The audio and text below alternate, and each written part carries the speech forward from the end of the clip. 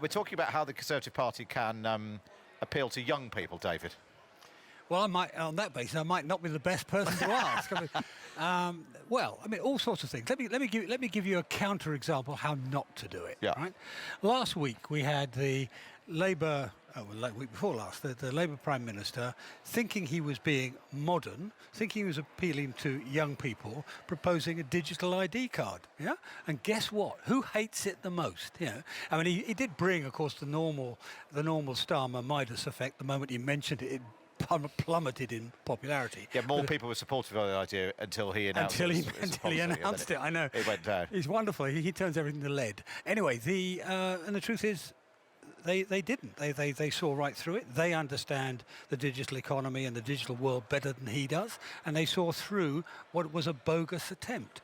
And what we've got to do is we've got to address the issues that matter to them. It's the same with any electorate.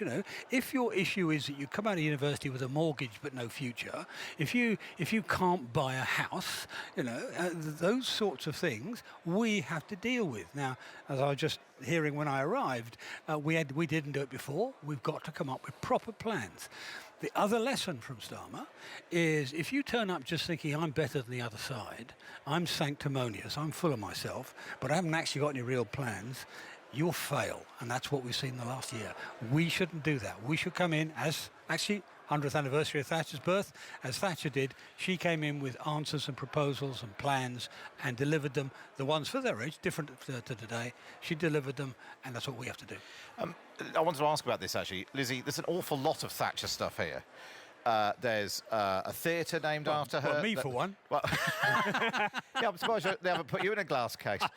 They've got her clothes on display. Does it, as a woman in your early 30s, does it speak to you in any way at all?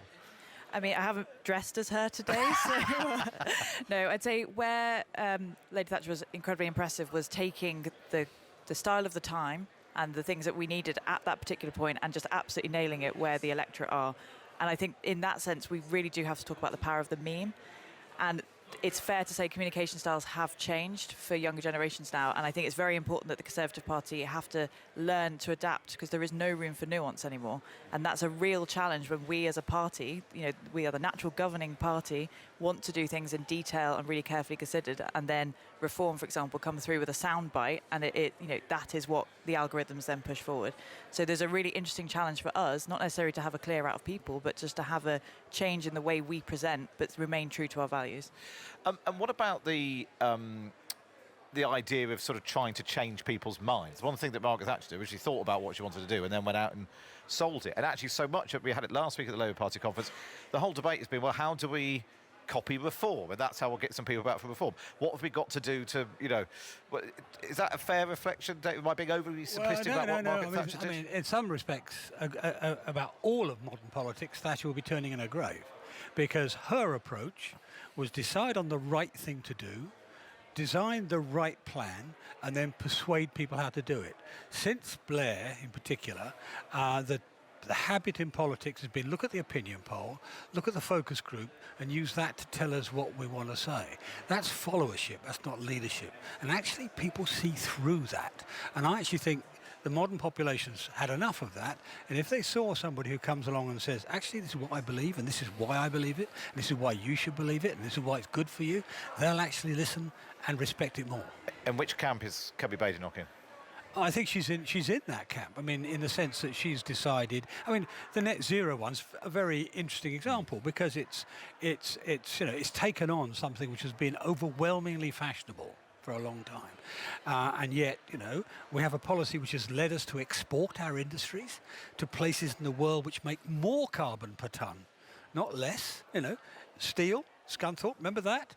The Chinese, who would have taken that steel, about a third more carbon per tonne. Textiles, double the carbon per tonne. So, we've got to be realistic about the policies, do it in a way which serves the country's interest, but also delivers on the greater good. What do you think, Ali? I think we actually...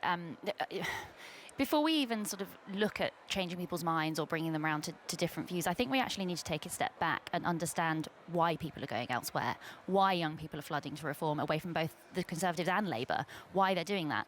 And the answer is not to sort of, as happened at the Labour Party conference last week, is not to hit out and claim that Nigel Farage is a racist and he was attracted to Hitler Youth and all those sorts of derogatory insults. It's to actually understand what's going on in the country and why young people are feeling so disillusioned by parties that pre-existed reform.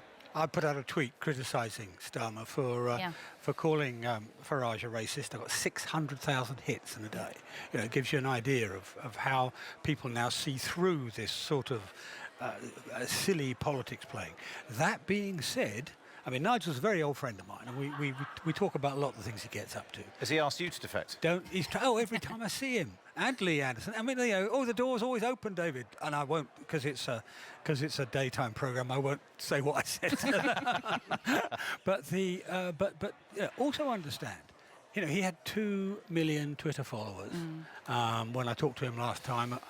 And when he decided to go on, I'm a celebrity, get me out of here, one of the driving factors was his Twitter followers are all under 30, and I'm a celebrity, 75% of them were under 30, and he thought here is, so it's a very calculated, clinical viewpoint. Is that what viewpoint. Cameron needs to do, James? Does Cameron Bain not need to go on I'm a Celebrity? Well, maybe. No. Sorry, that's what you just suggested.